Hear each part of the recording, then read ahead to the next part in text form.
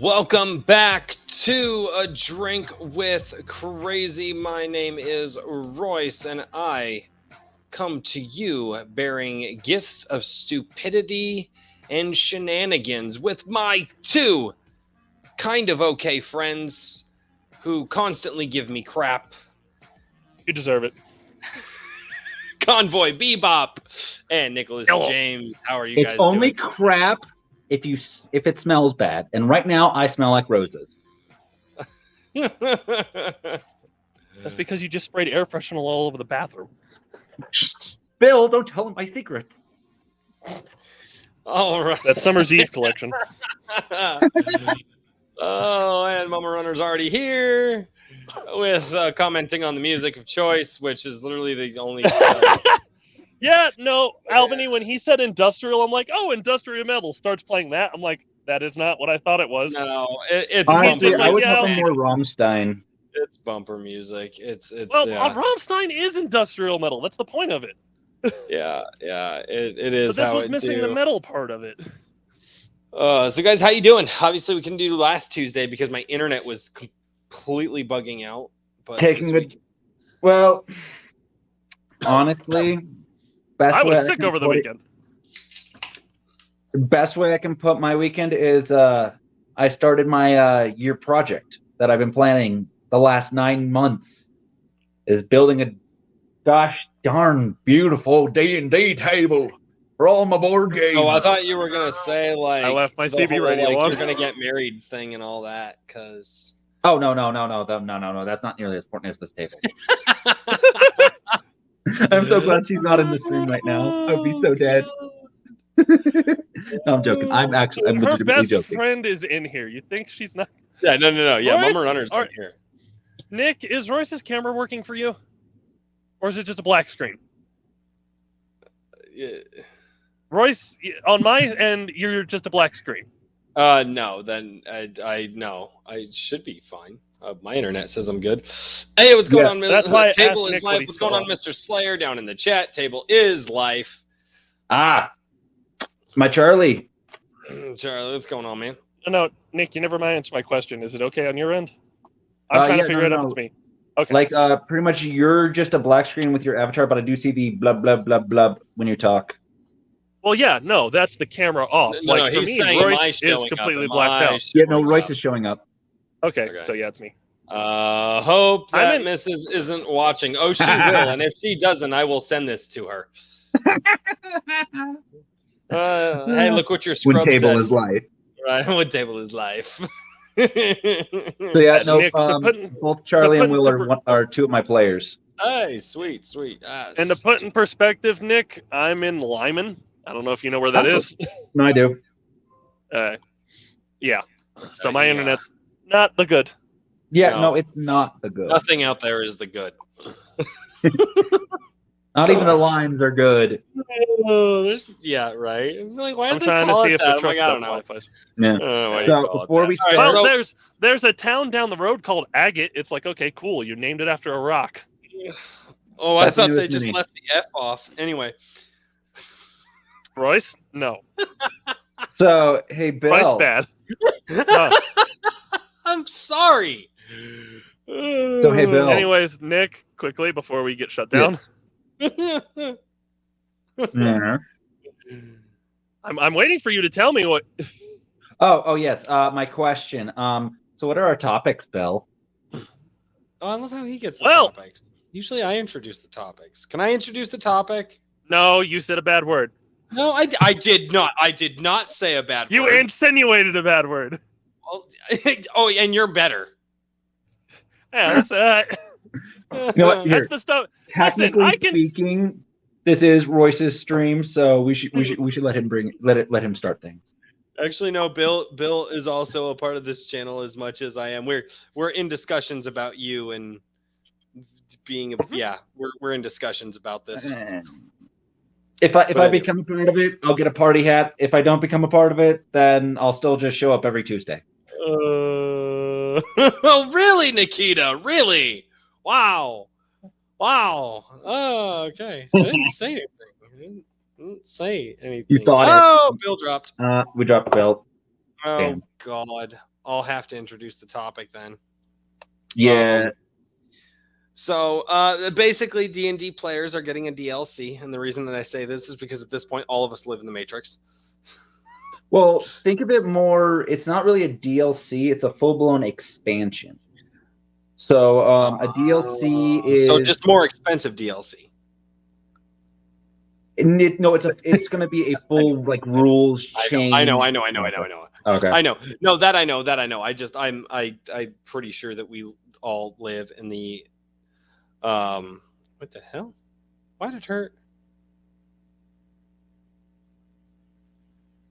her avatar change? That makes Babe, did you change your picture? Cuz anyway. No, I believe that we all live in the Matrix at this point because we are in the Matrix. That's the only explanation for this reality. Nothing's real. I'm not real. You're not real. Odd. Anyways, I'll be back in a minute. All right, Convoy, take your time. So yeah, there are rumors and thoughts and things about 5.5 coming out and how that's going to change the game. So of the people that I have met, I know a lot of people that played 3.5. And I know people who played 5. I really don't know anybody else who has played red pill or blue pill. Oh, fuck. Turquoise. I mean, in the context of the Matrix, I feel like I would take the red one. I feel like I would want to know reality outside the reality. But there's a lot of goings on in those movies that being outside of the Matrix, you might not actually be outside of the Matrix. You might actually just be in another layer of it. Which the Matrix inside of a Matrix inside of a it's Matrixception. It's Matrixception essentially. But that was always a theory. That's been a theory for a really long time. Yeah. But back to D&D. And then it's my comply this bad boy one. Which, yeah. Mama Runner's got shirts like that. She's got all kinds of comply this, okay. Oh boy. All right. All right, we're officially R-rated. Yeah, there you go. That'll be how we do. So I guess while we wait for Convoy Bebop to get back. What else is going on, man? So what happens when you take both? That would actually be an interesting concept, right? In an interesting what if story, what happens when you take both?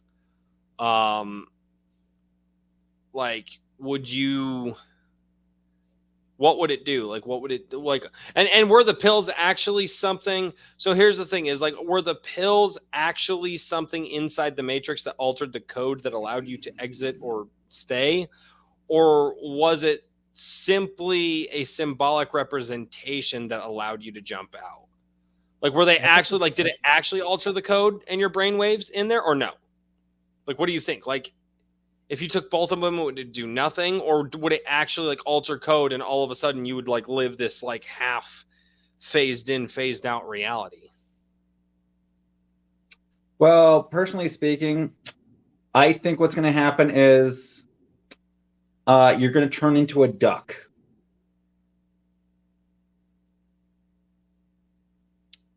I don't know how to handle you.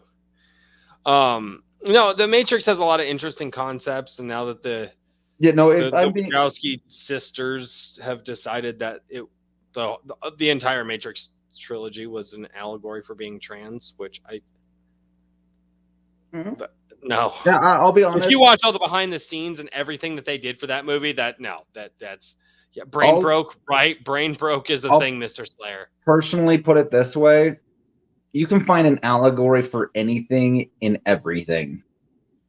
Well, and that's one of the reasons that I love like Tolkien so much, is because Tolkien absolutely despised allegory, and C.S. Lewis loved it, and they were actually very good friends. They were best friends, and if I'm not mistaken, it actually wrecked Tolkien for a while when C.S. Lewis died. I'll tell you this. So historically speaking, we would not have Tolkien. We would not have The Lord of the Rings, The Hobbit. We wouldn't even have Chronicles of Narnia if they were not friends. No, and it was actually C.S. Lewis who, the C.S. Lewis who actually convinced Tolkien to publish. Well, so here's the thing.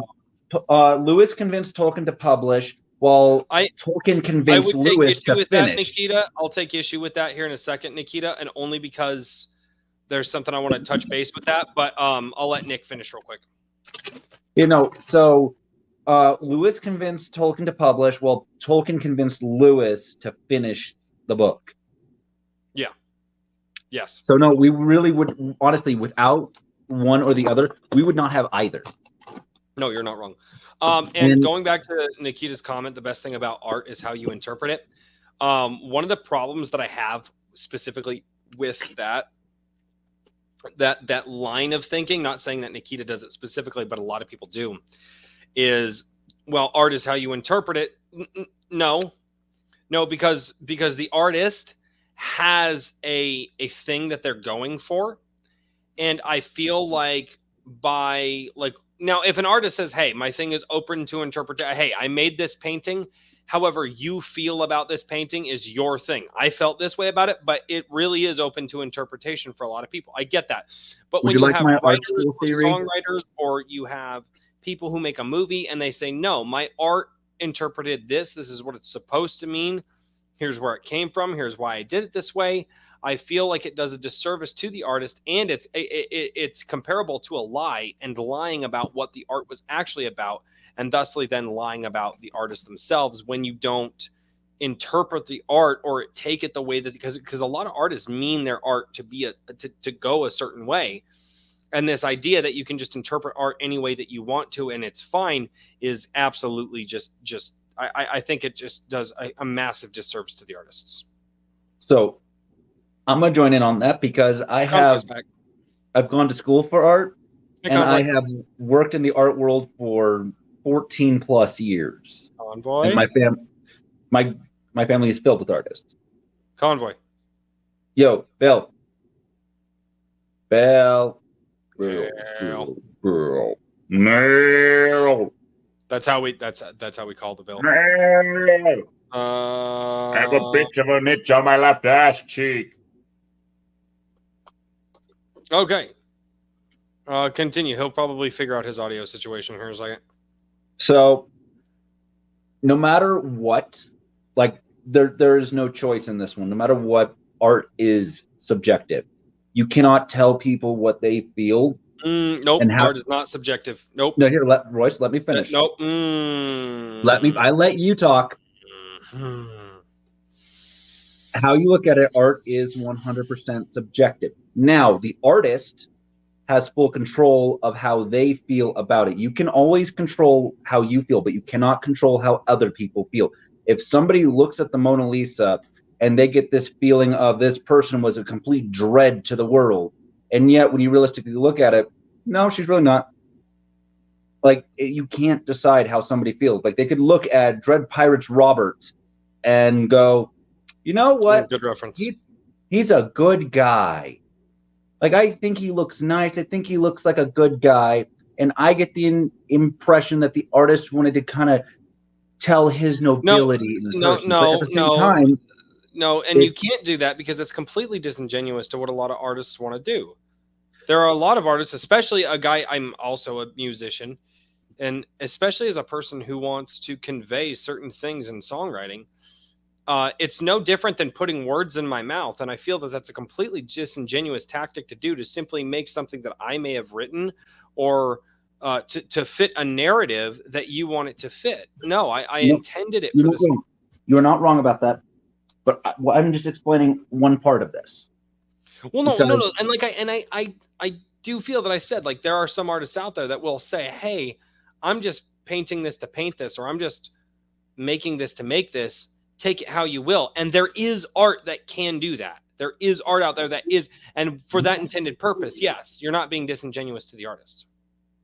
Oh. Sorry. I was just giving good news. But hey.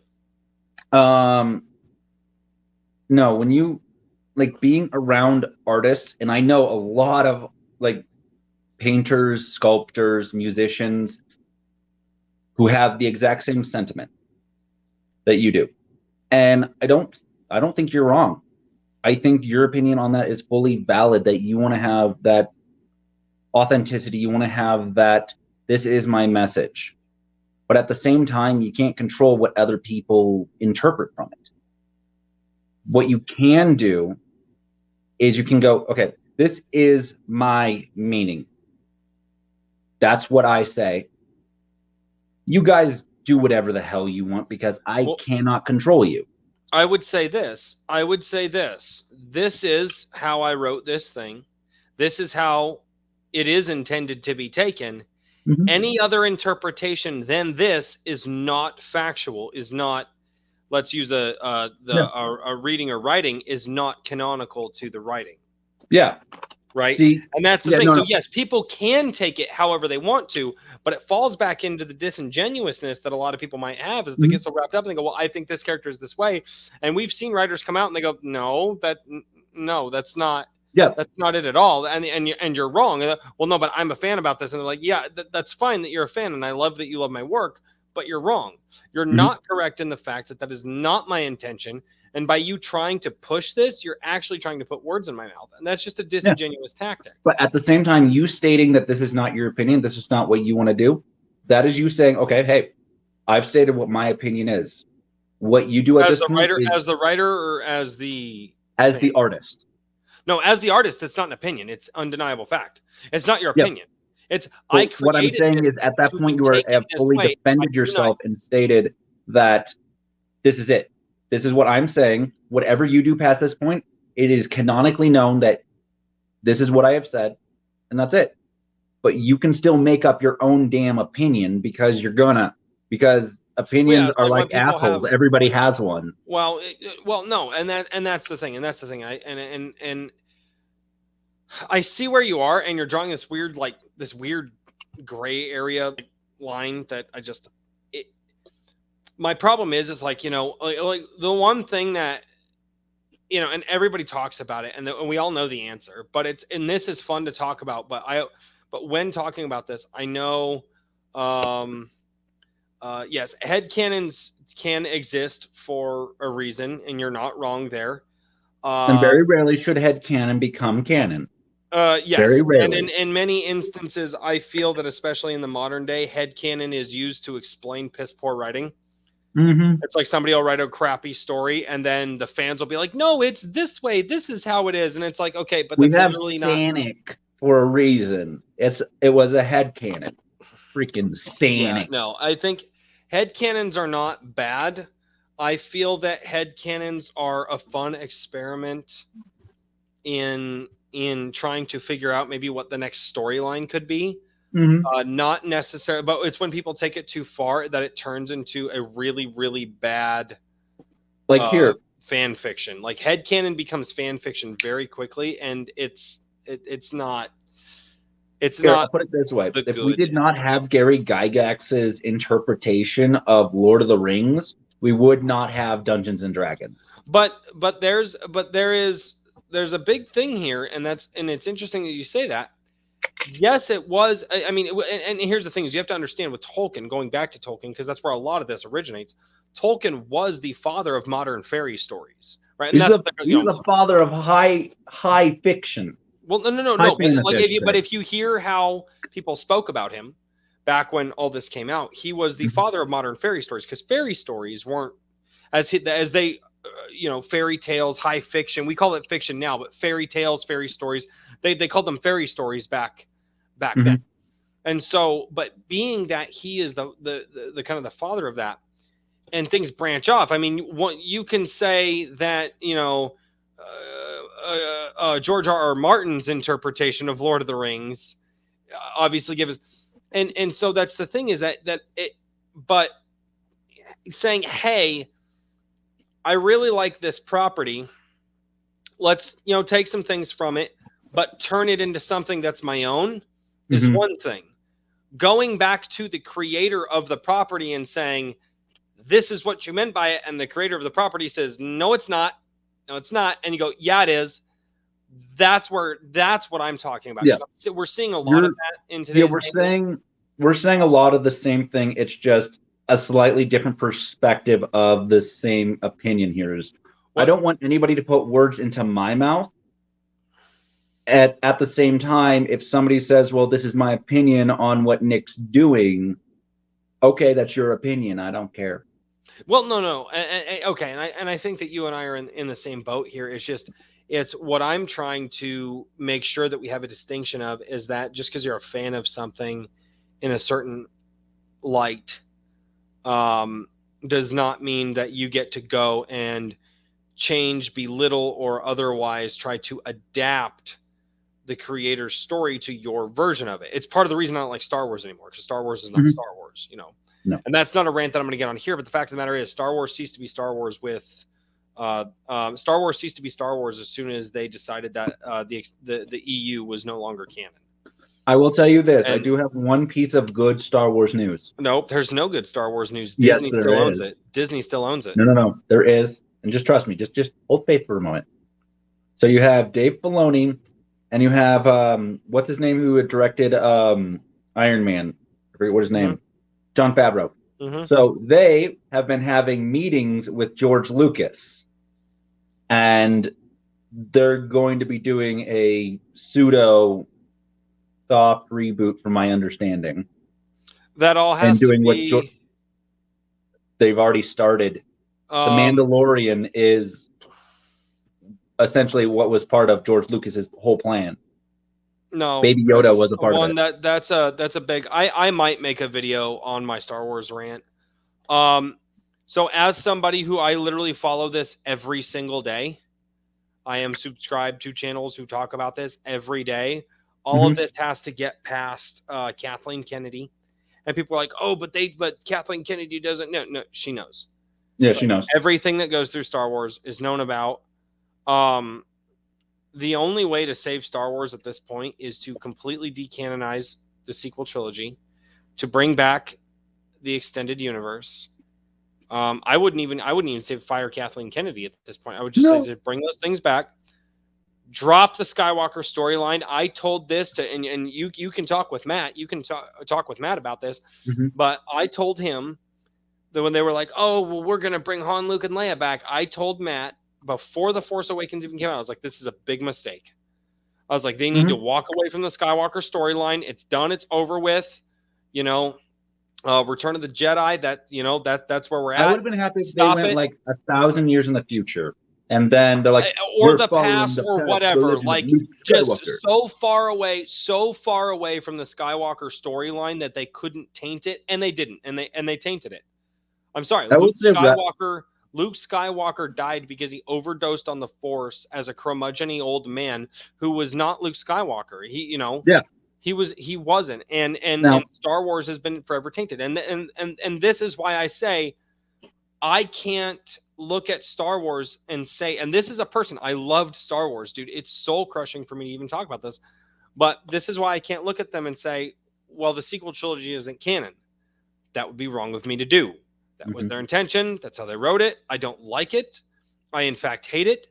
I will not devote. But you can say it is not canon to me, because I will look at the sequel series trilogy and go, no, I can say I won't. Star Wars ends at 6. Yeah, I can say that too. I can say Star Wars ends at 6. That doesn't mean that the canon doesn't exist. No, this is Star true. Wars. So, yeah, I can say, hey, here's where I jump off. This is where I jump off the train. But the fact of the matter is knowing what I know about it, it doesn't change that. It doesn't go back. It doesn't. No. It doesn't. There's no retcon. There's no fan theory I can come up with. There's nothing. It just. That's how it is. Imagine how much shorter the Star Wars movies would have been if they had therapy available for the Skywalkers.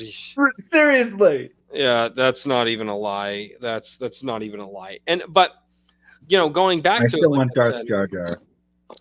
They tried to appeal to a new generation of kids, and the Legends is slowly being reintroduced.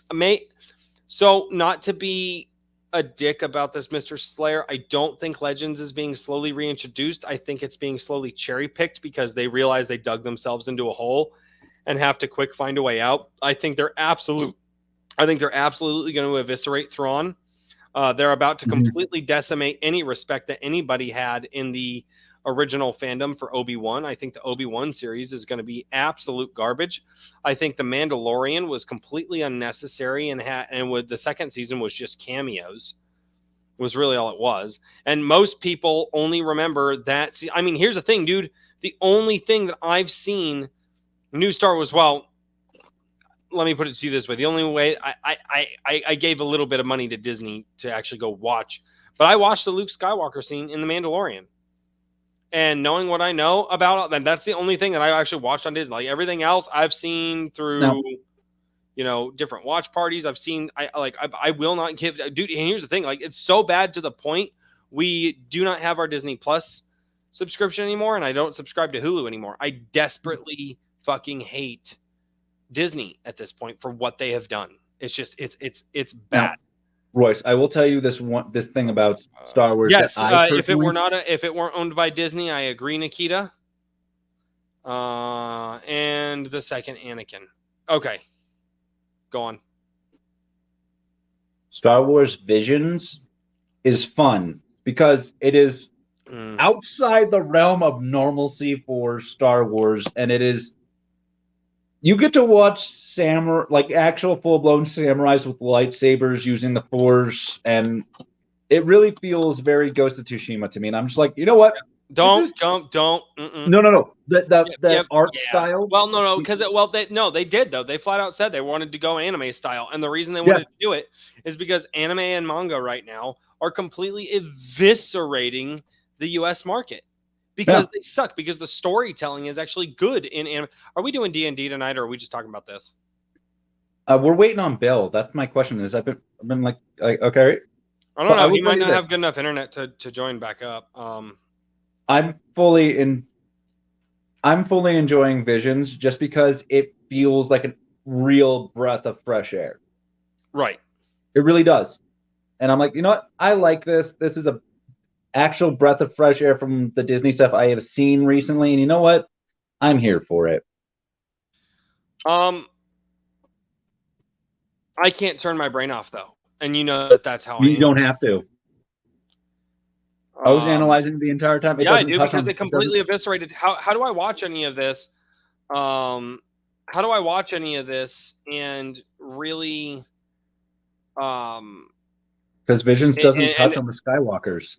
But it doesn't matter. I didn't care about the Skywalkers. The Skywalkers were the least interesting part about. Like, here's the thing: is I'm one of the people who actually liked the additions of the midichlorians. Like, and so many people are like, "How could you like that? That's trash. That's garbage." And what a lot. Like, I was one of the people that actually liked all that. Because I'm a lore guy. I'm a lore hound. Like I like when stuff does that. Now that doesn't mean that there's not at least it's not as bad as the Christmas special. Never saw the Christmas special. I didn't know it was a thing until I was an adult because it came out at a time when I was just never watch it. Yeah, as somebody who will give anything a shot, and I tried to give this a shot. Oh, it is worse than you think it is. Yeah. It's worse than you've been told.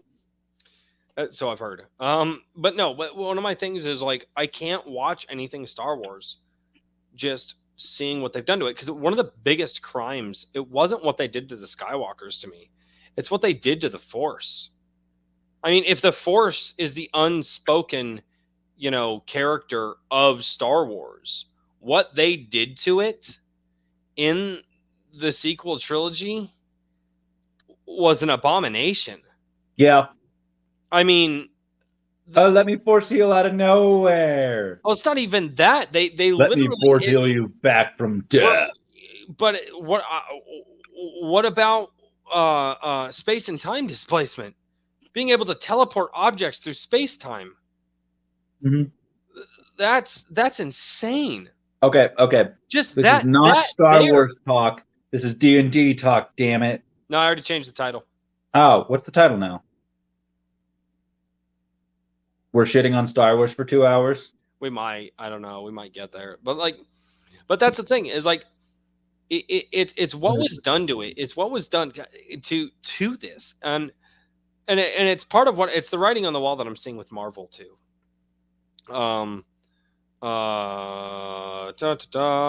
Story 8 and 9 contradict each other on who can be a powerful Jedi. Elaborate more on that contradiction, please. I think I know where you're going, but I'm not sure. So elaborate more on that for me, Mr. Slayer, if you would, please. But no, one of the biggest, like it's what's happening with the MCU. I am not thrilled with the storytelling as of late. It just feels like it's gotten utterly lazy. But in my defense, it's been utterly lazy since like Thor: The Dark World. Yeah. What was that? That was phase 2, right? That was phase 2. Yeah, it was like mid phase 2. It's been pretty early phase 2. Yeah, and don't get me wrong, they've had some good ones, they've had some bad ones, but now, it's just. To quote Denis Villeneuve, the director for Dune, Marvel's literally just copying and pasting over and over again. Well, and to be honest, I will tell you this: like movies like Shang-Chi, it works.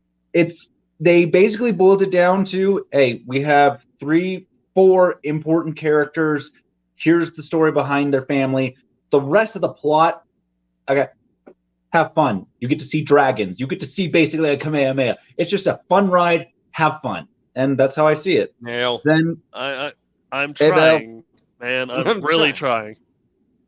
No, you're good. Buddy. No, I went to pay for Wi-Fi, and the payment went.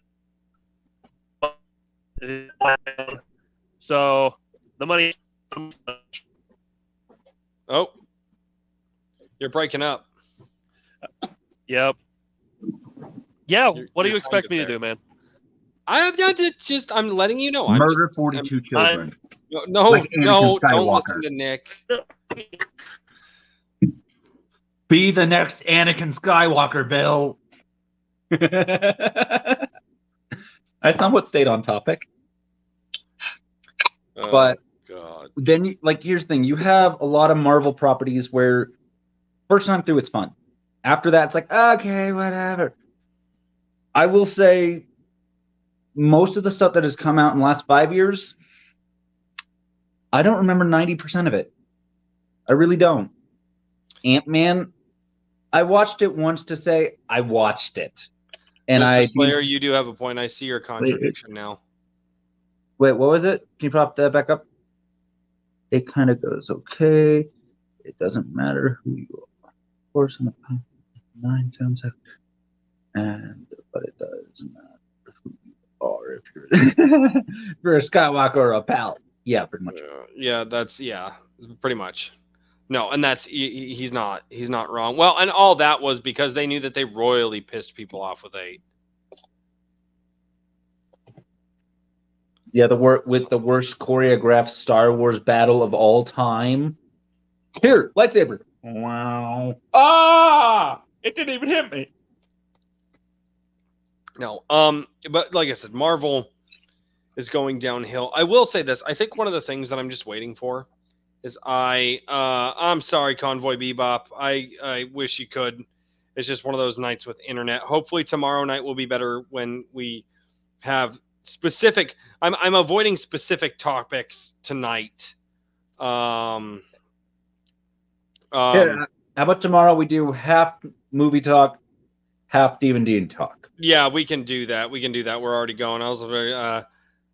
She didn't own the Palpatine name. I can't with this movie. Honestly, I will tell you this. The Rise of Skywalker. But 3.9 Mr. Slayer's just like, I'm here for D&D, goddammit. It's like the second time he said that. I'm switching to Verizon when I get home. Yeah, with all the truck driving you do, that might be a better,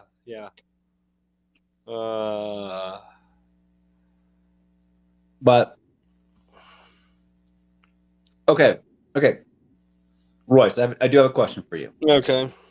You have to give an answer. Like, you can't just say, but I don't like anything. I don't want to do it. No, you have to give an answer.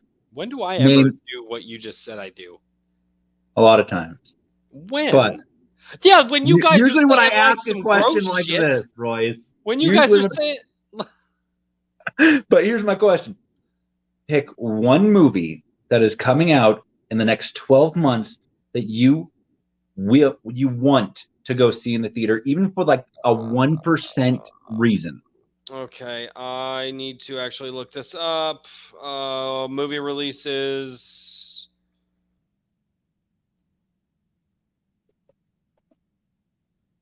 Okay, movie releases. Next 12 months. Yep. That I want to see in the theater. Ooh, that's gonna be. Even if it's just a 1% reason.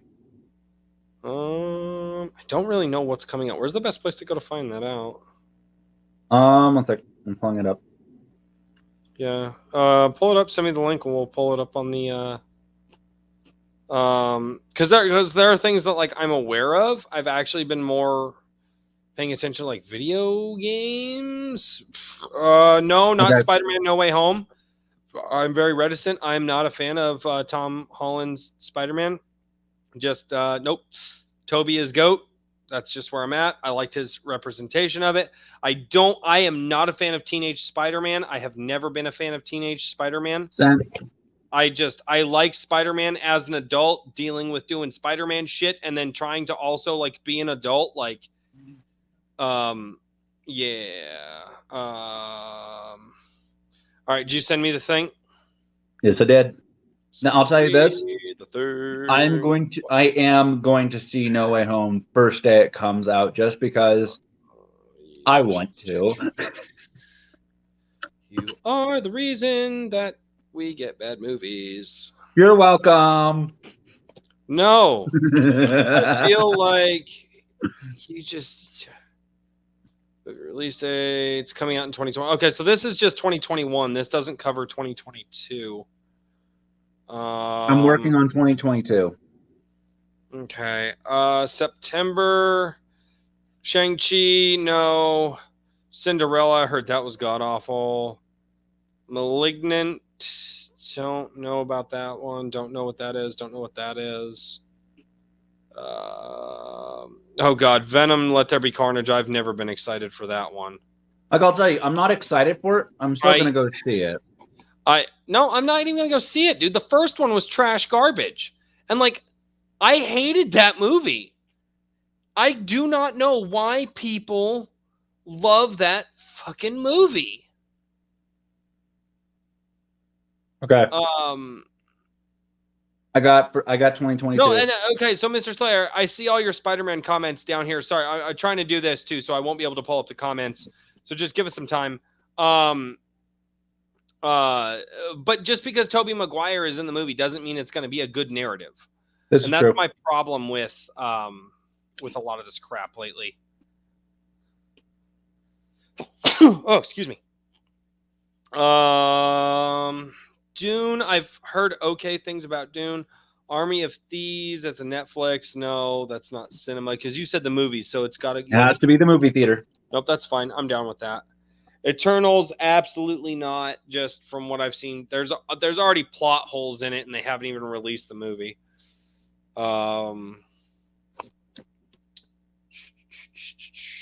Ghostbusters Afterlife looks interesting. Although I'm not a Ghostbusters, I'm not big into. I've seen Ghostbusters many, many, many years ago, and I hadn't even seen all of it. So I would be willing to give Ghostbusters Afterlife a chance, possibly. Oh God. No, you want to know my most? Not seeing. Okay. So out of the list that is like that you just sent me here on screen.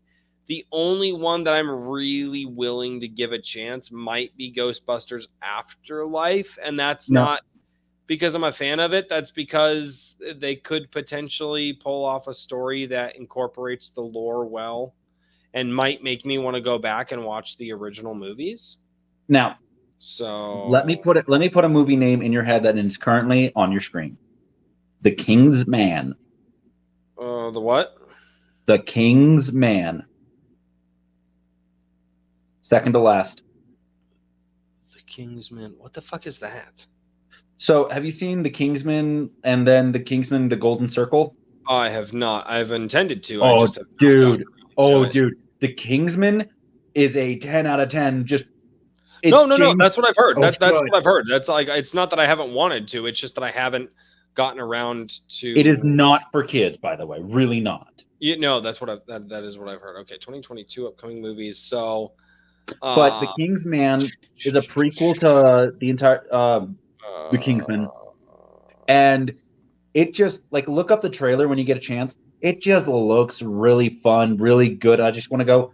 You know what? We're getting some lore. We're getting Ralph Fiennes, Ray Fiennes. they're actually going to put the Morbius movie out. Sony Pictures. Well, I can't even be excited for that. Yeah, but it's in January. Screw up Morbius, dude. Dude, it's in January. It's already going to be a shit movie. I don't count. I know. Movie that Yeah, pops up in January. yeah, dude. The Morbius movie. I mean, I just don't. Here's the other thing too, though. If they're going to do Morbius, I just don't want them to fuck up like the Black Cat. Yeah. Yeah. You didn't even think about that, did you? They're totally going to fuck up Black Cat. I already knew that. Let's catch up on some of the chat. I'd see it solely for Woody Harrelson, so that's the Venom movie. Internet tanking. I'll see you tomorrow. Good night, Convoy Bebop. Sorry, dude. Hopefully tomorrow will be better. Have a good one, man. Okay, so the new Cylinder had the potential to be really good, but they failed when she had to have the prince to live happily ever after. I heard it was woke as fuck. I'm very, very reticent against woke stuff, and that's a whole other conversation. It's not in 12 months, but D&D the movie is being made. Okay, that might be interesting. You want to know what my most anticipated movie of the next 12 months? Devil's Light. What? The Batman. Oh no, they're gonna. I keep forgetting they're doing Tom Holland Uncharted. Why? Sony? Yeah, I'm not interested in that. Dude, I'm really not. I'm literally looking at all of this, just going like I'm getting more and more depressed. The Batman movie could be promising, and the only reason that I say that is because it's Matt Reeves. It seems like it's hard to screw up. No, Royce. Batman. It is Matt Reeves, and he's giving us real detective Batman. That's what we've been promised. That's what all the test audience have said. That no, we get the first ever real detective Batman story. I'm like, I'm for that. And they said it's basically a. If they actually do it, I mean, what? No, they can't say that. It's can't. An action horror thriller. They can't say that it's the first detective Batman. No, because first real detective one. No. The closest I'm we sorry, got because was the Batman Dark Knight Begins with him and the checking Dark out the Knight bullet. had a fair amount of detective work in it. I know. That's what I'm saying. That's the only time we've ever seen Batman as a detective is him checking out the bullets, and that alludes to so much more. No, in Batman Begins, he's sitting there tracking down, finding all of the finding the dolls in the apartment, actually doing detective work, figuring out what's in the drugs. Like Batman Begins has but we don't get more in depth on that. And that's the only thing that I wish that we had more is a little bit more in depth. It's tried but fails. It wasn't what it was supposed to be, but it failed. Interesting. Weird. Okay. Weird. Okay. No, then my information is incorrect. I will take your word for it. I probably won't see Cinderella because not my thing. I'm more of an action dude. I want to get back to good, like one-off, like action movies, although we haven't had those in a while. So this new D&D expansion is interesting. Sorry. Yeah. So the reason that we veered off of D&D night is because Convoy Bebop's internet completely tanked. And something we want to talk about. So we try to respect our other co-hosts here. It was his idea for the topic, to be honest. It was, yeah, and it was his idea for the topic as well. So we're not going to, I don't want to steal his topic. Okay, you know what? I am going to bring up a completely separate D&D topic, and I'm going to ask you this, Royce. What? So, say you had to pick between elf, human, dwarf. Sonic the Hedgehog 2. Sonic the Hedgehog 2. You said in the next 12 months, Sonic the Hedgehog 2. Okay. I thought the first one was actually pretty good. Sure you don't want to go for Jurassic World? I'm sorry, I had to. Wait, what the fuck? What? There's another Transformers movie coming out. Whoa. Where? Rise of the Beasts. No. Wait, are they doing Beast Wars? Yeah, I think so. Wait, where do you see that? It was low on the list. Oh. Thor Love and Thunder, absolutely not. It's in June. No. Top Gun Maverick, nope. Kowtow to China. Nope, not doing it. John Wick 4. I don't know, man. And here's why. And nothing bad that I've heard about it. I just think they went for 3, and 3 got a little bit too much, and now I'm just kind of going like, man, they should have stopped. I'm here for it. I'm still gonna watch. John Wick 4 is one of those that I'm still gonna watch it because I'm an action guy. Yeah. I love my action movie. I love my dumb action movies. Dumb action, dumb lore. Just give me. Here's the thing. Here's the only thing that I can't do with action movies. If they get too dumb for me, I'm out. So I guess there's two things. One, if the action movie, I hated Expendables 3. Well, no, we don't speak of that one. But Expendables was just dumb action. I will say this: I did like Mel Gibson as the villain in that movie. I did too. I thought that he was the only part of the movie that was worth watching. I think he did a really good job as the villain. He was the only part of the movie worth watching. Really? Yeah. No, he was. Like that's not even a lie. Surprising too is like every time he was on screen, I was invested. Outside of that, we're getting a Creed 3. Hell yeah! I've heard the Creed movies were decent. I just haven't seen. Oh, Creed 1 is real. Like, dude, I will tell you this: Creed 1 is phenomenal. It is honestly a 10 out of 10 movie. Like, honestly, you see that anywhere that you can watch it, even if you can rent it for a couple dollars, it is worth a couple bucks to rent because it is that good of a movie. It really is. I feel like if I watch it though, like I got to get Mama Runner to watch the Rocky movies with me. Yeah. Because like there's a lot of I will say this from what I heard about Creed is there's a lot of context that you'd be missing out on the Rocky movies if you don't see it. You realistically only need to watch Rocky. Why cloning dinosaurs is a bad idea. Do we really need another one? Yeah, no. There's more than 6. There's more than 6 at this point. There's like. Do we also need cars to go into space, Royce? I'm not going there tonight. There's 10 of them. Fuck you. So like, here's where I'm at. There are two things. If an action movie or an action movie franchise gets too dumb, I'm out. Yeah. I can't. Or if that action movie or action movie franchise, well, I guess more in the terms of franchise, betrays its own storytelling, like what they did with with John McClane in the Die Hard movies. He went from this guy who actually really cares about human life and wants to save human life to literally in number 5, he just. So for me, honestly, there's only 2 Die Hard movies for me, and that's it. There's only 2. Like I don't want to watch Die Hard 2. I want to watch Die Hard and Die Hard 3. That's all I want to watch. Okay. I get you. I still love, and this is a personal thing, I still love Die Hard 4. And I know so many people that hated Die Hard 4. I still love it. Yeah, it's a dumb fun movie. I will give you that. Well, here's the thing: the characters are still like, but it's PG-13. I'm like, okay, so you didn't get the cussing, which is fine, whatever. But the fact of the matter is, John McClane was still John McClane, and I liked the story of an old dog, police captain coming into the new age of the new world, and he's got to figure. And I'm sorry, one of the best scenes in that movie. Is he says one of the best scenes of that movie, he's like, the fire sale, he's like, we always talked about like doing it, just crash the system. And he goes, hey, this isn't a system. This is people's lives, their families. And you really get that sense of like, oh crap, like it's a guy who's lived in the real world and seen some crap. And then you have like the internet generation that, they just think the world is online. And they don't realize the mayhem and everything. And it was just the merger of the two worlds. And I know a lot of people give crap to that movie. I like Die Hard 4, but like here, I'll put it this way. Die Hard 4 is one of those movies where, for me, I just call it a popcorn flick. It's just, I'm also I really can turn my excited brain about off to it. I can Crawdads have fun. Sing Murder Mystery. Crawdads Sing Murder Mystery? I'm also really excited. I've not heard that movie. No, I don't. Nikita, more context to that, please, because I'm confused. I don't know if you're giving us a reference or, but yeah. If you're just rapping. But no, Die Hard 4 wasn't.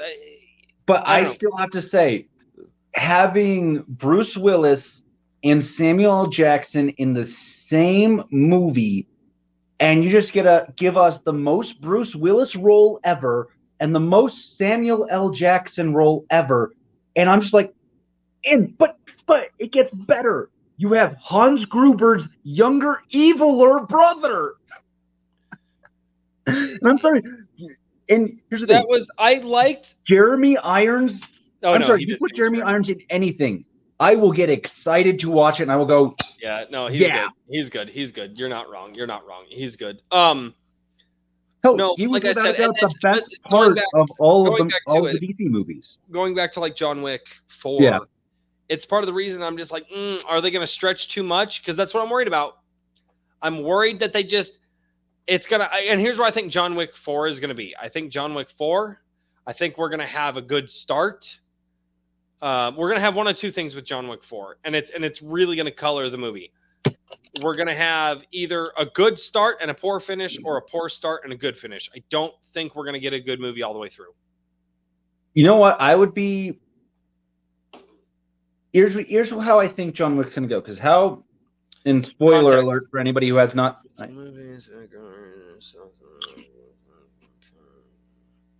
Interesting. Huh. Black Clover, the movie is being made. Black Clover. I'm missing context. Okay, talk to me. It's an anime. It's an anime. It's a really, really, really good anime. Yeah, they've been screwing those up lately too. No, this one is good. No, I'm saying that like the new live actions of anime. Oh yeah, no. I see a live action anime movie, I go no. I will not. They've ruined my all-time favorite anime in a live action movie sense. No. They destroyed Full Metal Alchemist. That live action movie was god awful. It pisses me off. Oh yeah, I get you there, man. I know them. I know them feelers. No, like I said, it's just the movie industries, man. There's nothing that's getting me like.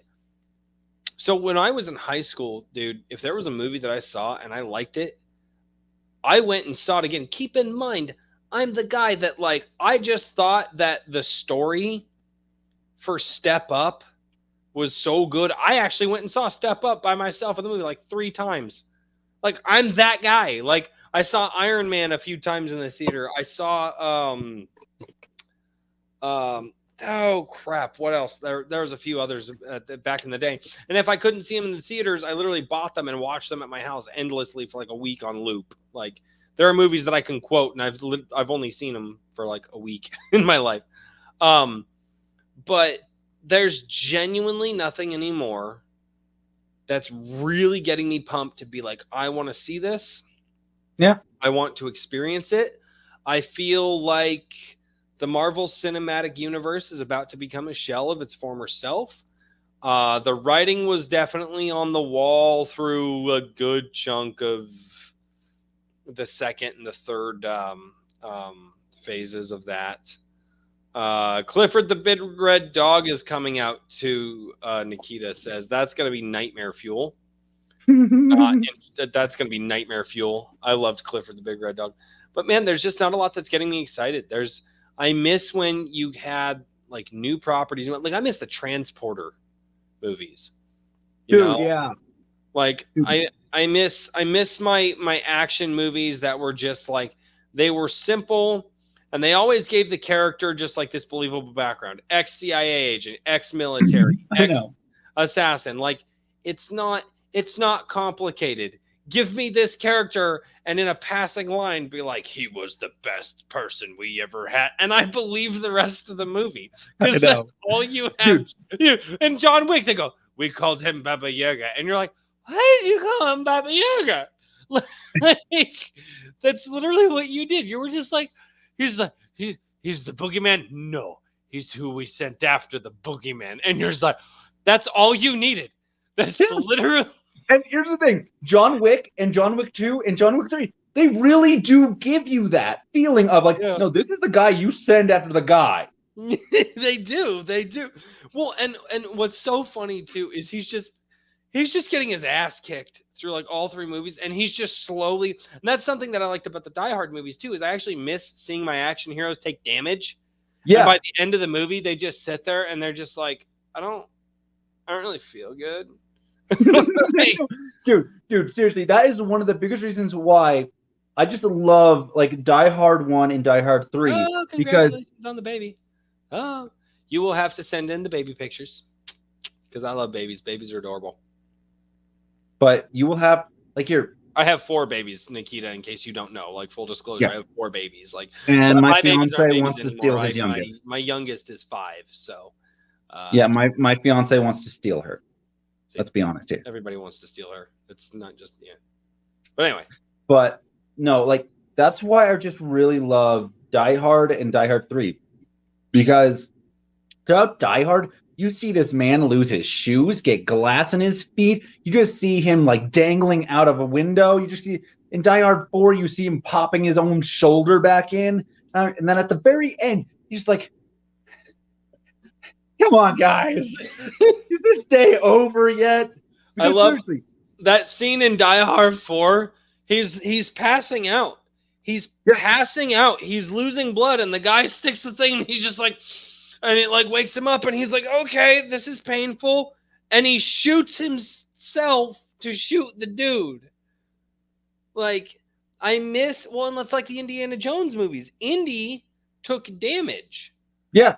You know, there were stakes. Like when your lead character, and I think that this is something that the Marvel movies sorely lack now is and it's something that I think they got it right for 2 different reasons, but they got it right with Iron Man and they got it right with Captain America. Iron Man obviously takes damage at the end. He's not doing so good. He literally, his heart is dying. That's the metaphor there with the arc reactor. And then when it comes to Captain America and the Winter Soldier, or not the Winter Soldier, I'm sorry, Captain America, the First Avenger, it's not that he so much can die. It's that everybody he cares for around him can die. And he's going to have to live through that. So very, very compare and contrast. Which very is different. Very Captain America and very Iron Man. Yeah, but there's stakes there. 1, like Iron Man can die, and 2, all of the people Captain America loves can die. And Captain America could still die, but you're never worried for him. But you are always worried for the people around him, and he is always worried for the people around him. I do have a question for you. And it involves a movie that came out a few years ago, and almost nobody saw this movie, but I will state it's one of the best just movies I've seen in the last decade. It's called King Arthur, The Legend of the Sword, starring Charlie Hunnam, directed by Guy Ritchie. I have actually seen that advertised, and I was going to check it out and just never got. It's just one of those you just didn't get around to it. It's on HBO Max and HBO whatever. We have HBO Max now. I think we still have that, Netflix and Amazon Prime. We're getting rid of a lot of the streaming services at this point. I get you. I will tell you this. It's one of those, it's not a guilty pleasure movie for me because to me, it's a good movie. It's just a good movie. It has a lot of lore. It has a lot of planning. And it gives, that like that Ocean's 11 heist flick. Okay, we're gonna, that's really fast talking. I can't believe how much I liked those movies. I know, right? 11, 12, and 13. Like, I can't believe. Dude, like even I just watched them on a whim one day. I just watched them on a whim, and I was like, I've never seen these, and I was like, holy crap, these are great. Yeah, no, they're good. Like even 13 being the worst of them, I'm like, it's still good. It's still better than the crap we're getting today. Oh yeah, like, dude, Ocean's 8 was bad. It was just bad. They're like, oh yeah. And here, I'll tell you this. You want to know why it's bad? Yeah. Just because it's the exact. They do the stereotypical action hero thing of they're the best. Why? Because we say so. And like in action movies, it works. It really works because it's action movies. You don't need the background. Go back to what was it? Ocean's 11 you had them literally Jason Bourne. No, Jason Bourne. Mm-hmm. Fuck is his name? Matt Damon. Thank you, Matt Damon. I was like, Matthew. No, not Matthew. I'm close. But no, when Matt Damon and they're sitting there and they're interviewing the guy for like the heist, and the guy picks his hand up off the table, and then Matt Damon just swipes the thing, and they're like watching him the whole time to see what kind of lifts he is. He's like, that's the cleanest lift I've seen you do all day. And they're like, you see these people and their skills before. It's the whole thing of show, not tell. Yes. Like in an action movie, you can tell, then show. And that's the point of action movies. Yeah, that you can kind of do. Yeah, to a certain extent. Yeah, but you still have to do the show, and a lot of people are skipping the whole. They're skipping the whole show part of it, and they're just telling people. Did you guys hear about the new Flash movie? Oh, I'm sorry. You mean Batman and the Multiverse? Yeah. I will tell you this: the only reason why I'm going to enjoy watching that movie is to see. Don't say it. What's his name? Negan. I forget it. His Jeffrey Dean Morgan as Thomas Wayne. Yeah, they're gonna do that. They're gonna do Jeffrey Dean Morgan as Thomas Wayne using guns, and honestly. Like as that Batman. Yeah. Oh, as Thomas Wayne Batman from Flashpoint Paradox. Yep. And that's why, like, no. That's okay. All right. I just love Flashpoint Paradox. It's a good story. It's a good. New 52 is not good. No, but Flashpoint is amazing. No, and it is, and you're not wrong. And honestly, that's the only thing I want to see in that movie. Interesting because I want to see Martha Wayne Joker. Here's the thing: nobody's going to see this for the Flash. Yeah, no. Nobody's going to see this movie for the Flash. But here's the thing: it's also been confirmed. We get Kevin Conroy as Batman. No, not Kevin Conroy. We get Michael Keaton. Yeah, I was gonna say Keaton. Yeah, I was like, they tried to do Conroy as Batman in that. Fucking and Batwoman. And the thing is, honestly, I watched the episode in Conroy. I watched the whole crossover event. Man, it was lackluster. It was bad. The CW just fell off. Like, yeah, no, it was bad. After I liked Arrow's. I liked Arrow up to season 5, like when they finally like ended his time on the island, and after that, it meant nothing. And it was bad before that. Admittedly, there was some story crap before that, and it was. I still say like Arrow season 1 is one of the best seasons of television ever made. It's really good. It's really good. Season 1 is the best. Season 2, really good. Season 3, okay. Season 4, all right. Season 5, I stuck around through season 5, and I watched the whole thing. And my God, the way they ended it, But I watched the whole thing. I mean, I'm glad like up to season 5. I got to season 5 because I wanted to see the end of the island, and then when I realized they were going to end it after like 7 or 8 or whatever, it was just one of those things where I was like, oh, I already put this much time. Okay, you know, I might as well just take her. You know, it was just one of those things. It was like I might as well just take it to the end. Like, you want to know one? I can't watch the Flash anymore. I bailed out on the Flash. What? Legends of Tomorrow. Like, that is just a show where I was just like, you know what? It never grabbed me. I can just have fun with this. I can have it as background noise. I could just sit down and watch TV and go, you know what? I've had a really long day. I'm done with today. At the museum. Kumra Rise again. I won't see it just because Robin Williams. I'll be honest with you. That is my reason. I'm not a big Ben Stiller guy, and I might agree with you there. I think some of the charm of those movies was Robin Williams. It was Robin Williams. Because if you really look at The Night at the Museum, without Robin Williams, because this is one of the few times you have Ben Stiller really playing the straight man. and then you have Robin Williams playing the heart of the I series. like Ben Stiller as the straight man. I wish he would do it more often. I think he does same thing with Adam well in Sandler. that role. He does he reminds me when Ben Stiller is playing, and I am not a Ben Stiller fan. I do not like Ben Stiller. I don't like most of his movies. I Do you like Tropic Thunder? I actually, admittedly, I need to see Tropic Thunder. Oh, dude, it's funny. Like, admittedly, I need to see Tropic Thunder only because from what I've heard, it was like one of the last like offensive movies that Hollywood could get away with. I'm a dude playing another dude thinking he's another What do you mean, you people? What do you mean, you people? But when Ben Stiller plays the straight man, he really does remind me of Andy Griffith. Oh, yeah. I mean, and Andy Griffith was the ultimate straight man. Like, and he never tried to be funny. And I think that Ben Stiller really owns the straight man role. I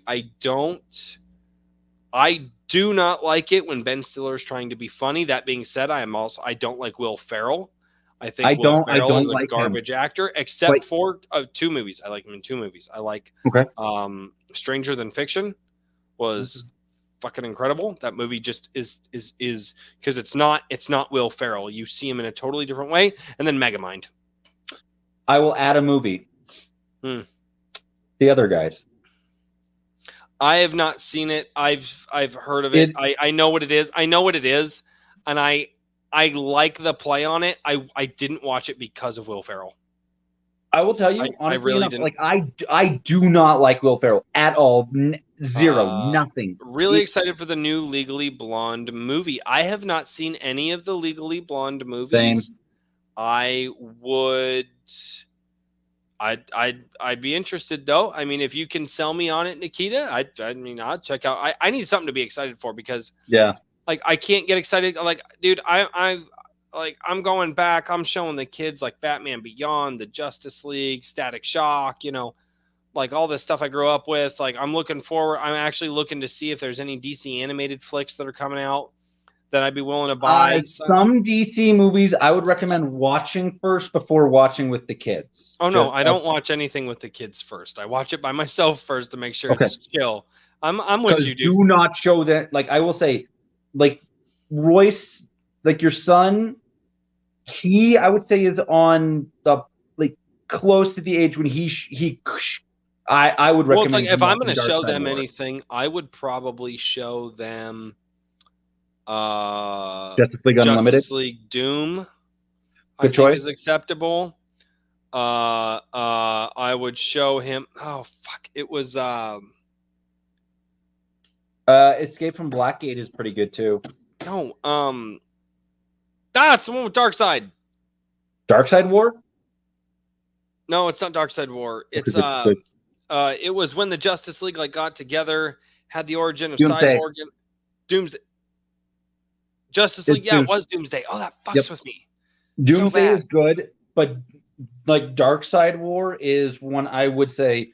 Death of Superman. Like Death of Superman is really good. Not the new one, the older one. No. Yeah. There's I have it. I've got it on DVD. DVD. I have Justice League Doomsday. I have Batman, Superman, Public Enemies. Used to have. How about Flashpoint? Yes, I believe I have Flashpoint. No. Wait. Get it. Wait.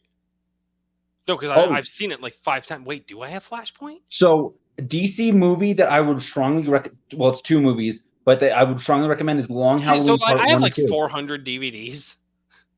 At one point in time, I have had many things. It's just you know what, dude? I may have had Flashpoint. So let me hold on, real quick. Okay. Quick, like little background story for me. So, my oldest daughter, she's 9. When she was a baby, like a baby, like 2, she decided, oh, what are these? I'm gonna throw DVDs everywhere. And did it for 2 years. Oh no. We went through, thank God she didn't get some of my collector's editions. Thank God my collector's editions are safe. She went through about $400. I'm going to just sit over here to protect my collector's editions. She went through about $400. I bought How to Train Your Dragon 3 fucking times. It's a good movie. Oh, dude. I thought the second I one. even thought 3 was good. 3 was really good. 3 was good. 2 is GOAT. Yeah. If I have to rank them, it's 2, 1, 3. I'd go Dad 2, dies 3, in 2. 1. The dad dies in 2. If that doesn't fucking hit you in the You face, know, I would go 2, 3, 1. That's how I know you're just because if 1, which 1 is a 9.5 out of 10. Okay, so like Is remember that- with Witherspoon and House Bunny, so Legally Blonde is basically about the sorority girl transferring Harvard Law School to try and win back her ex. But she realizes that she's smart enough on her own to be a lawyer and doesn't need him. Also uses extreme knowledge, parent and fashion to win a case as a student. Okay. The second movie shutting down a makeup lab that tests on animals. Okay. They also made a musical. Okay, not interested in the musical portion of it, but honestly, I'd probably check out. I'd probably check out Legally Blonde. That sounds like a pretty basic, simple story that you can get behind. I can appreciate that. It feels a little like Miss Congeniality to me. Ooh, love me some Miss. Actually, you know what? I just had Mama Runner watch with me this last weekend. What? So it's something that like I watched with my sister-in-law when I was a kid. My Big Fat Greek Wedding. Ooh, good movie. Right.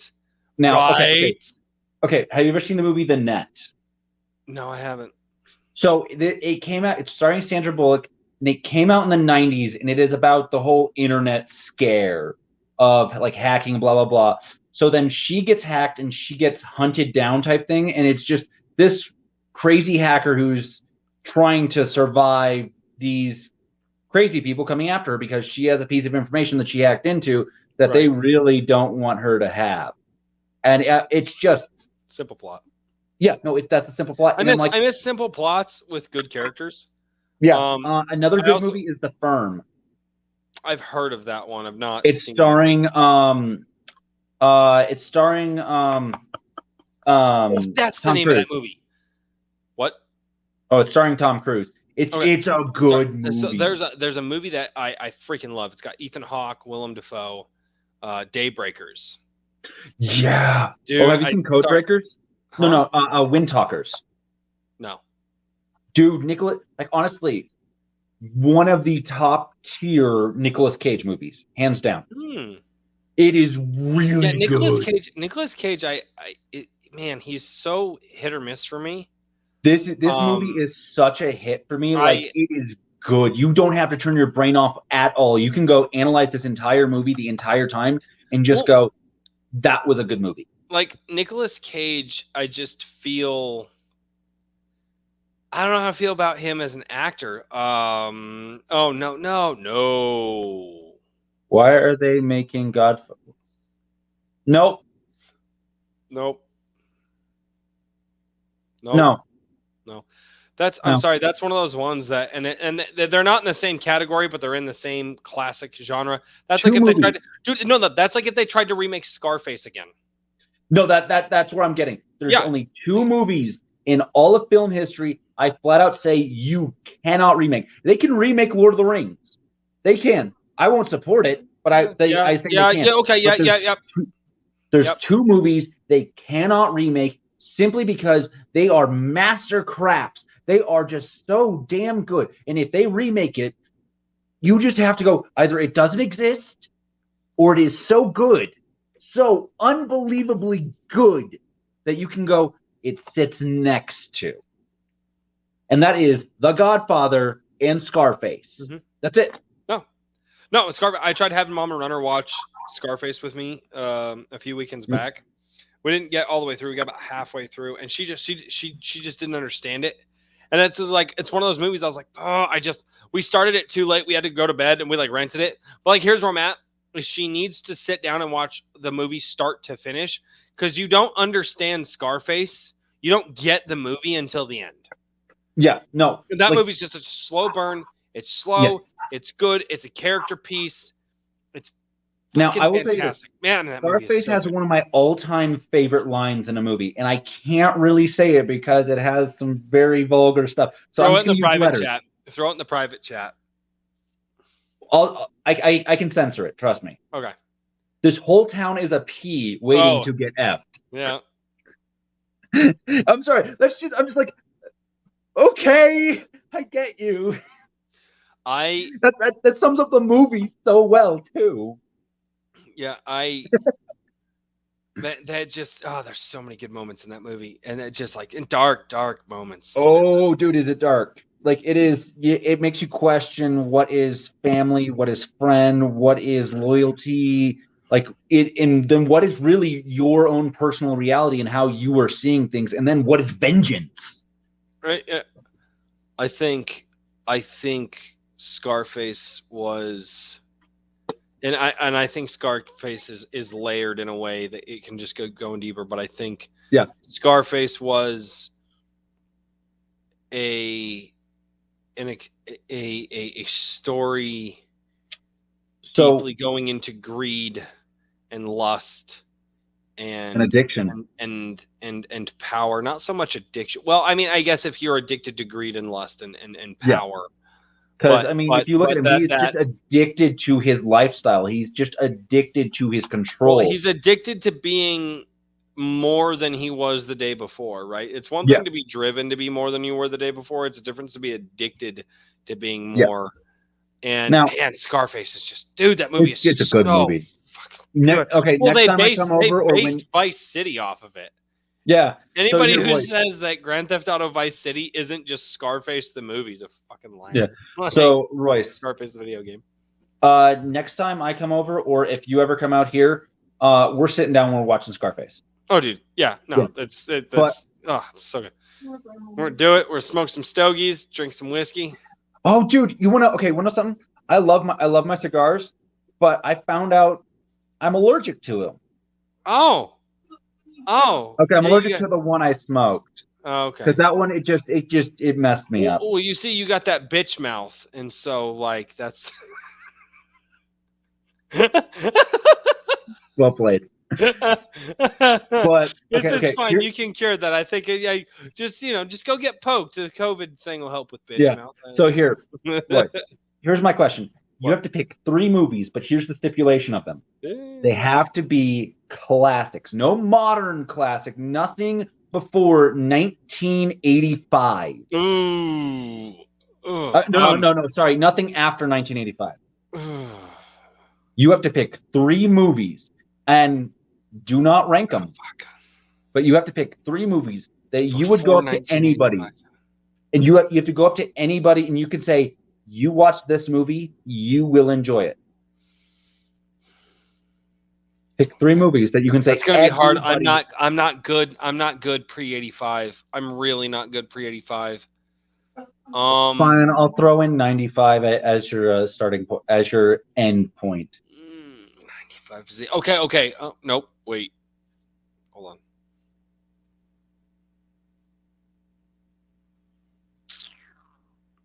And any genre.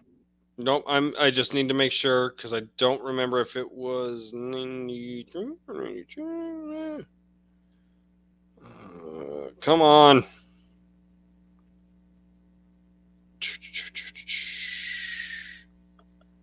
Okay. All right. So Tombstone, 1993. Mm-hmm.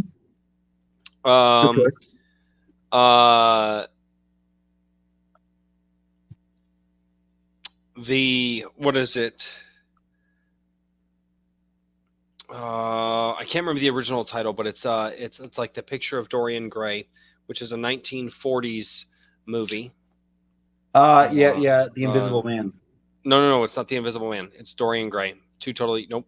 Yeah, you have no idea what I'm talking about. It's great. No, yeah, Dorian Gray. It's The Picture of Dorian Gray, or just called Dorian Gray. Oh, I know what you're talking about. Yeah, because the thing is, I know they remade that one in like 2006, 2012, I believe. Was it 12? It was garbage compared. They also paid some homage to him in the Dorian Gray character in The League of Extraordinary Gentlemen, which I enjoyed. I actually really enjoyed that. The Picture of Dorian Gray, again, 1940s movie, really, really good. I haven't personally seen it, but I know the tale. Yeah, slow burn. Bram Stoker's Dracula. Ooh, with Keanu Reeves. Good choice. No. Oh, the original? Yep. Like 1932 original? With Christopher Lee as Dracula? Yep. Good choice. Yeah, that one's old. Still... That one's old. That had some very different movies. No, 36. It came out in 36. Oh, it wasn't 36. It was Was it? No, it was later than that. I thought it was 40s or 40s. No, it was in the 30s. No. Didn't they do Bram Stoker's Dracula in the 60s? No, question. No. Because here's the thing. Oh, 58. Oh, okay. Yeah, it is 58. I was going to say, man, because there's some movie shit going on. Huh? That's Horror of Dracula. Remember, there was an entire series. No. It's a movie. What I'm thinking of is a movie. Bram Stoker's Dracula. Yeah, I know, but the one that popped up is Horror of Dracula. Send it to me real quick. It's one of the later ones that came out. One sec. Yeah, send it to me. But if it's the one I'm thinking of, yes. But I would say those would be like my three is Dorian Gray, which you should look up, or the picture of Dorian Gray. Nikita's got a really, really good one. Godfather, Lethal Weapon, and The Breakfast Club. Ooh. Good choices. Good choices. Club, really good choices. 1931. Oh, it was 31. Maybe 31. It's not the original I'm thinking about. I don't know, dude. I can't remember which. So I can't remember which iteration I actually saw. No. So this one is Bela Lugosi. That's the original. I don't know if it was the 31 version. I don't know. I really don't. Was it starring Christopher Lee? Dude, I don't. It was a long time ago. I know that I saw a movie. It was called Bram Stoker's Dracula. It was in black and white. So most of them. But I do not remember who it starred. I did not realize that they had remade it 75 fucking times, or else I would have prepared more. But so here's the thing. So we have, but no. So I would say Tombstone. I would say the picture. Look at the picture of Dorian Gray. Look at the 31 was black and white. Yes, it was Nikita. Let's see. Let's go with Dorian Gray film. Oh, it was 2009. Was the Dorian Gray film? Yeah. Movie original. 1945. Yep, The Picture of Dorian Gray. I am not incorrect here. Yep, you got out right on the money. Yeah. I will say the actor that they got for the remake, I liked him. I liked him in the part, especially when he was in Punisher. I really enjoyed Punisher. I did not like. Was it? No, that's. Was that? Really? Was that the one that I saw? No. Hopefully not. Was it? It might have been. So you want to know my choices? Wait, maybe it was. Maybe it was the one with Keanu Reeves. It was the 1992. Yeah. No, I don't feel like that's correct. It's the only movie out there that has been named Bram Stoker's Dracula. The other ones were just Dracula, or Horror of Dracula, or Return of Dracula. Maybe that was the one that I saw. And it's good. Thing is, it is. It is. It is a good movie. Maybe they were doing an edition that was like black and white or half. No, what didn't they have black and white scenes in that movie? Or the color faded? Yes. Okay, maybe that's what I'm thinking of.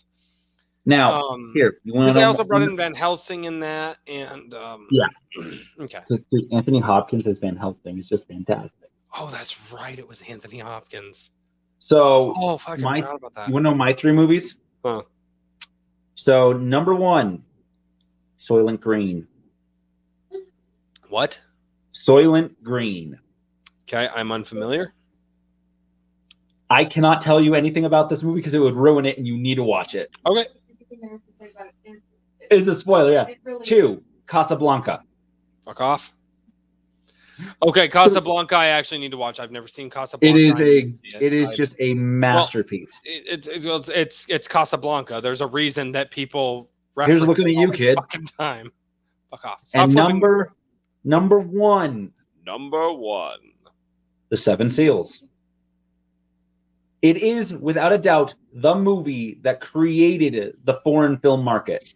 I have not seen a lot of foreign films. I've not delved into a lot of foreign films. Like, without a doubt, before The Seven Seals, foreign film markets were failing. They were so, like, because at that time, America, like the United States, was the country for movies. Flat out. It made the most money. I mean, keep in mind, filmmaking was very much built around, Americana. Yeah. The style, the presentation, the pageantry, the beauty. Filmmaking was built around that, and it took certain people to kind of understand some of that in order to present foreign films in that way. That's why Akira Kurosawa. That's why, Akira Kurosawa, right? Akira Kurosawa. Yeah, it is Akira. I always think his name is. Yeah, but Kurosawa. That's why Kurosawa. Now, now, not having seen a lot of like anything Kurosawa, I've seen bits and pieces here and there, and I know that Ghost of Tsushima has a Kurosawa mode because that whole game is an homage to Kurosawa. Yes. But watching the old like Shogunate movies, dude, it just. But that's the thing is Kurosawa understood some of the pageantry. Yes. Behind the Western filmmaking, because again, filmmaking was very, very rooted in Americana. And it wasn't until some of these other, they kind of understood some of that they were able to build off of that. And now they don't have to be anymore, which is good. But back in the day, that wasn't so much the case. And this is why I will say, like, Star Wars Visions, the new anime anthology series that's coming out, why I'd say it's worth watching, because you get that Akira Kurosawa feel. It really feels like that old black and white Shogunate feel. But Disney still owns Star Wars. So I know. But I'm just saying. I'll die on that hill. I'll die happily. No, die on that hill. I'm just gonna say it's good. I'm enjoying it. But now, let me back up real quick. Where are you in Ghost of Tsushima right now? I just finally liberated all of the first area. I went through the I got the first act done.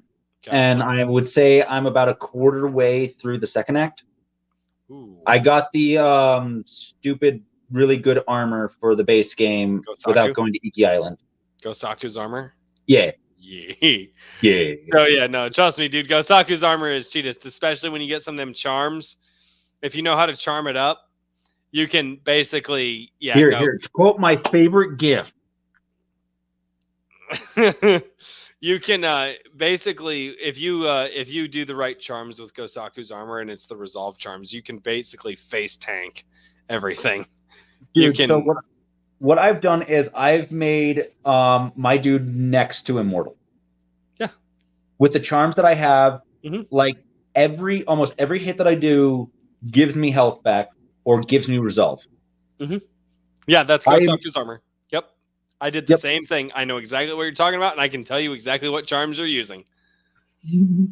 I can tell you exactly what the fuck you're using. Yeah. I know what. Yeah. And here's the thing.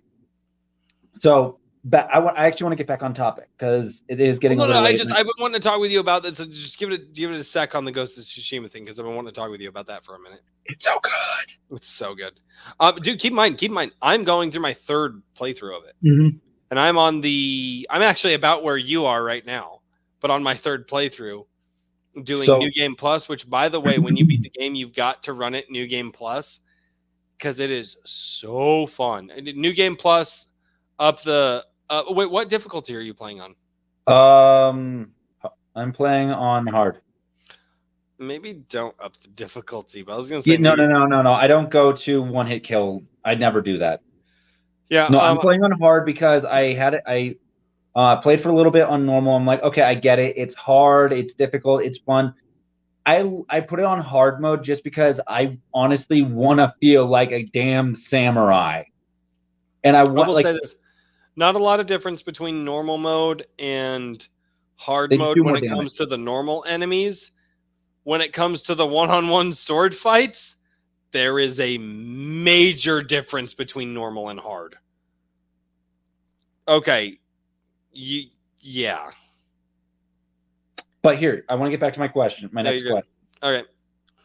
What are 2 movies that are so god-awfully bad that they're great? White Tiger. Hey, that's not a bad movie. No, we love that movie. We love 2 that movies that are so bad. It's good. So it has to be so god-awfully bad that you can't help but go, nah, this is my guilty pleasure movie. Like, this is so bad that it's good, and I will never be able to justify me watching it to anyone. Because would you like to know, while you have time to think, would you like to know my 2? Yeah, go for it. Mortal Kombat Annihilation. Oh, yeah. That's a good one. Yeah, I'll give It you is that. so god-awfully bad. Oh, God, I don't know if I... Next one is Power Rangers. Like the original Power Rangers movie. Oh, fuck off. No. You have to admit, that is a bad movie. Fuck off. But it is so, like, cheesy child. It does have the machismo in it. But yeah, it is so cheesily bad. The graphics are just so bad. Everything is just, like, you're like, this story, they overthought this. All right. But it's good. All right. Because I'm like racking my brain here, but this is one I haven't seen in a long time, but I'd probably still watch it. The Scorpion King. Yeah. Yeah. The Scorpion. I'm gonna stick my hand in this hole. Nothing's gonna go bad in this. The Rock. That was the Rock's debut, like breakout. Fucking. I know. Oh, dude, man, I just loved him in the Mummy. Mummy 2. Wait, everybody gives that movie crap, and I love that movie. Dude, the Mummy trilogy, even the 3rd one, I'm like, no, this is a good movie. I love it. Yeah, they swapped out the female actress. What's her name? Yeah, they did, but the thing is, she wouldn't come back. Nobody wanted to come back for that. Yeah, they literally had to throw money at all of those people to do it. Brandon Fraser got points on the back end for it. Oh. That's the big money there, is getting points on the back end. Mm-hmm. Like, even if the movie isn't profitable, you still get money no matter what. Oh yeah. So yeah, probably like the Scorpion King. Oh fuck. And then I gotta think. Because keep in mind, like if something's like bad to me now, like I don't even try to watch it anymore. All right, and you know what? No, I don't even know if people can call this bad, but I'm gonna go for it. This might be a sacrilege calling this a bad movie. Beavis and Butthead Do America. Roller coaster. just start running really fast as soon as you hit the ground. It'll work. Oh, cool.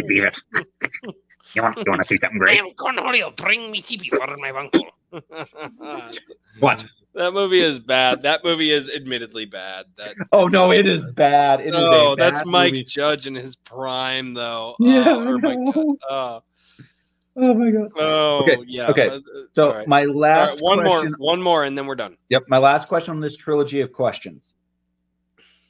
You have only one movie to choose out of all of the movies, and you can only watch this one for the rest of your life. No other movies, no other like TV series, nothing. You can only watch this one movie. What movie are you picking? That's a bad question for me because I get tired of stuff really. You have to pick what is, like, it's essentially asking what is the movie that means the absolute most to you.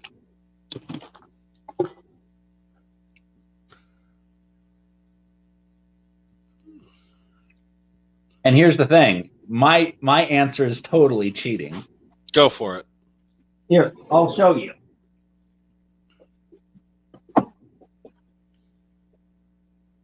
The entire trilogy is one movie. No, because I thought about that too. No. The books were meant to be one whole movie. The one whole book. Yes, they were. But then you have the movie, which was all filmed in one go, and it was too long to put out into one movie because originally it was they intended designed to release be it one. in 3 movies. If you actually watch the behind the scenes, they intended to release it in 3 movies. Therefore, you're wrong. No. Originally, the original studio wanted one movie. Peter Jackson was fighting for 2. Then they go over to New Line Cinema and said, no. This is 3 movies. Because the original studio only wanted one. You're not wrong. You're not wrong. But it's 3 movies. It's not one movie split into 3 parts. But if I'm picking any of the 3 of them, I'm picking Return of the King. Hands down. Hands down. I would go with Two Towers versus 3. But all right, one movie. That's a tough one, man. Because again, it's just my nature, dude. Is I get tired of stuff so damn fast. I get it. That's a good question. That's how. So one movie, and I can only watch one movie. I can't do TV shows. I can't do, and obviously, like I'm getting rid of like all my podcasts and stuff. Mm-hmm. So it's just like one piece of media that I can consume, and it's that one piece of media.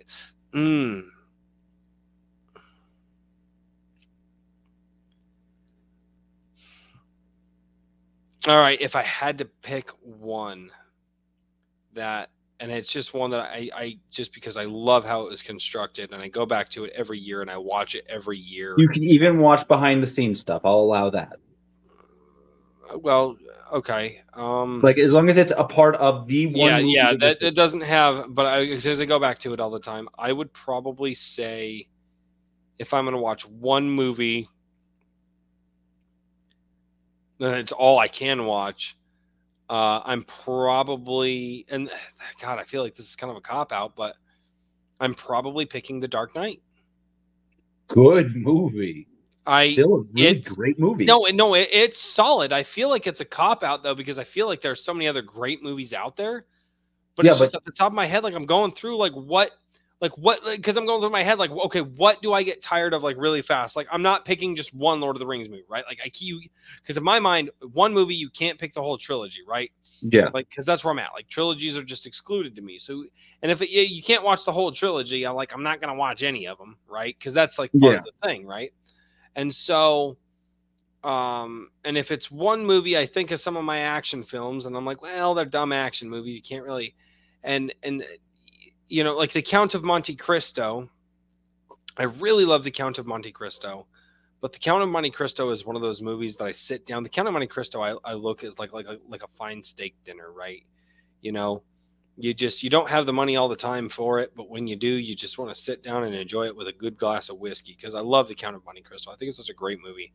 I also love bad movies. By the way, let me swap out Beavis and Butthead, but the bad movies one instead of Beavis and Butthead. So Scorpion King and The Musketeer. The story of D'Artagnan. No, that's Three Musketeers starring. No, it is not. No, it is not. The Musketeer. Look it up. If you I'll send it to you. So it's not the one with. I don't even know if it's so much a bad. Nope, it's not the one you're thinking of. The Musketeer movie. Came out in 2001. Yep, I believe so. Yeah, starring Justin Chambers. Okay, it has an all right cast. Yep, that's the one. Okay. I don't know if it's a bad movie. It's definitely got some machismo in it. I mean, I'll watch it. But dude, have you seen the Three Musketeers, like with Kiefer Sutherland and Tim Curry? No. Oh, dude, it is. Oh my God, it is 90s cheese at its greatest, and it's just Tim Curry just plays such a good villain. And it's like the really mustache twirling villain, but he does it in such the Tim Curry kind of way where you just go. You know what you got to watch if you love some good old like fashion like 90s stuff. Like you've got to watch if you haven't already. Grumpy Old Men. Yeah. In Grumpy. Okay. As soon as you get it. Probably my favorite comedies of all time. Those are some of my favorite comedies of all time. Dude. Oh, have you seen Man in the Iron Mask? many, many, many years ago, I was also too small, and there were some scenes in there that my parents were like, Yeah, oh, it's not for children. so, but no, I've heard Man in the Iron Mask is actually one that I do need to It's watch. really good because you get to watch Leo play two characters that interact with each other. He was not properly recognized in his younger years. No, because I will say, to this day, the best movie Leonardo DiCaprio has ever done, flat out best performance he has ever given, is What's Eating Gilbert Grape. I've not seen a lot of Leo movies. And here, What I will say is this. I've not seen a lot of Leo movies.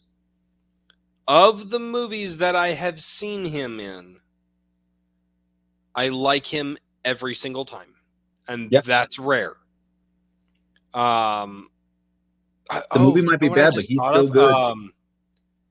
Blood Diamond's also a really good movie too. The Fugitive, right? Search every outhouse, doghouse. I forget the rest of the line, but I want you to search every outhouse, doghouse, steakhouse, or whatever he said. Yeah, I know. Tommy Lee Jones is just so. I did not kill my wife. I don't care. And that line's improv, and I'm just like, dude, such a good line for everything to best time to improv a line. And that had a young Robert Downey Jr. in it too. Did it? It did. Because he was the cop that actually did it. Because Wesley Snipes was on the run. No. That's two. No. Fugitive is one, and then U.S. Marshals is the second. U.S. Marshals. That's right. They did U.S. Marshals. Fuck, I forgot about that. Wow. Damn it. Those really good. Like, those are really good. Wow, I forgot about those. And then what was it? What was it? It was it was the one where Harrison Ford was. It was like he was set up, he was framed. Yeah, by the one-armed man. That's the Fugitive. That's the Fugitive. Yeah, that's the Fugitive. U.S. Marshals was the Wesley Snipes. Yes. Yeah, with Robert Downey Jr. who came. Yeah, the actual bad guy. Yeah. And that's so good too. And then speaking of actors who generally play the good guy but make a really freaking good bad guy, Tom Cruise in Collateral with Jamie Foxx. Tom Cruise as the bad guy, he's terrifyingly good in that movie. I feel like I've seen. No, I haven't. He's an assassin. He's basically in New York for a single night, and he needs to kill like 7 people, and he gets Jamie Foxx to be his driver. I haven't seen that movie. It's so good. I like freaking good. Talking about good guys that play bad guys. No, he's typecast now, but I love watching Travolta play a bad guy. Yeah. Swordfish, The Punisher. Swordfish is so good. Swordfish was my first real introduction, like, to real movies that Hugh Jackman started, like outside of X-Men. But he definitely, like, people can't watch a lot of Hugh Jackman now without seeing Wolverine. Yeah, without seeing Wolverine. He played the fucker for 18 years. So here's another movie that is just such a sleeper hit movie that is just so damn good. It's starring Kevin Costner, Mr. Brooks. Okay, you said Kevin Costner, but you can't say Kevin Costner without Robin Hood. I know. But here's the thing. You have. Sorry, I don't know Mr. Brooks. But here, you know what, dude? We're gonna have to I'll send you the trailer to it. Yeah, no. We should call it. I'll send you the trailer to it, and you will go this movie. Because I will tell you, the trailer does not do it justice. But sitting down and watching it, you go. I had my brain on the entire movie. I kept up with everything, and I still did not see that. It's good when they subvert your expectations, but you know how they're supposed to. But here's the thing: they subvert your expectations in a way you should expect it. And there's so many good, and that's the thing is people could talk about films forever and a day, and people are never gonna. And here's the funny thing about Mr. Brooks: it stars one of the worst fucking comedian actors in the world, Dane Cook, and he is good in it. And he's